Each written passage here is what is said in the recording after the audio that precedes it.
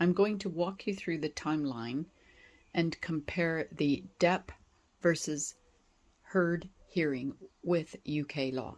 I mean, I don't know about the provenance. It just seems to suggest that, I mean, if she's so terrified of him, why is she just recording him all the time? I don't know. Rob, do you have any thoughts on that? On the recording issues. So I'm fundamentally a divorce attorney, and the number of times that when their relationships start going sideways in any fashion, the first thing they do is they go for the phone. Everyone goes for their phone. It's now the new, it is what it is. And honestly, I tell my clients that when you're in a situation where there's the possibility of something getting confrontational, throw your phone on record. Virginia's a single party consent state, and I'm not giving legal advice outside of Virginia or to anybody whose case this doesn't apply to.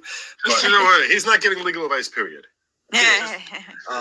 But having your phone in your pocket is the best defense you can have, because it's always the person that you're talking to that could eventually say they abused me or they said this, and then you don't have a way of disproving it.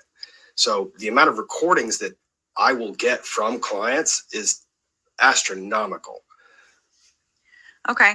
So, and then is there any kind of a change in the kind of recording with divorce clients that also have like domestic violence issues involved with that? Or is it basically just across the board that they're all just kind of recording in the same kind of fashion?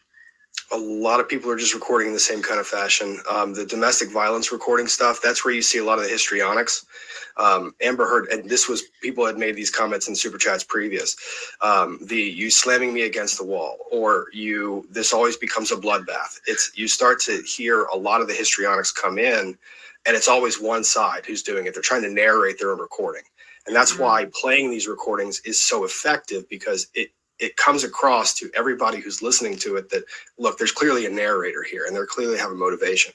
The only thing that I think that I wish the attorneys in this case would focus more on is the timing between the different comments.